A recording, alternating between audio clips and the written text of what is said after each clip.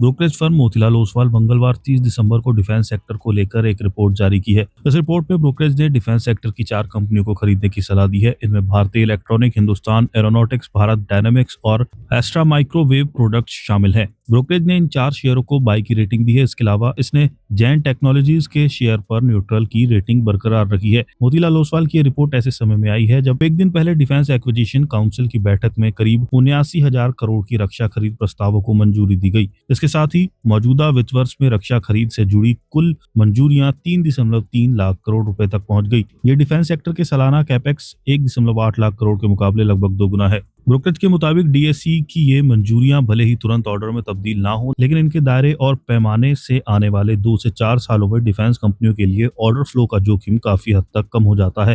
इन प्रस्तावों में गोला बारूद, missile system, air defence surveillance और कम्युनिकेशन इक्विपमेंट, ट्रेनिंग सिस्टम और नेवल सपोर्ट प्लेटफॉर्म शामिल हैं, जिससे तीनों सेनाओं के लिए संतुलित आधुनिकीकरण की तस्वीर उभरती है। मोतीलाल ओसवाल का मानना है कि Bharat electronics, radar system, drone detection, HFSDR, communication, GBMES और अन्य इलेक्ट्रॉनिक सिस्टम से जुड़े बड़े ऑर्डर हासिल करने की मजबूत स्थिति में है। वहीं हिंदुस्तान एरोनॉटिक्स को HALE, RPS platform, Astra MK2 missile integration और तेजस जैसे प्लेटफॉर्म के लिए फुल मिसाइल सिमुलेटर के ऑर्डर मिलने की संभावना है। भारत डायनामिक्स को guided rocket, ammunition, missile system और अन्य हथियार प्रणालियों से जुड़ी खरीद का सीधा फायदा मिल सकता है, क्योंकि ये सभी इसके कोर मैन्युफैक्चरिंग दायरे में आते हैं।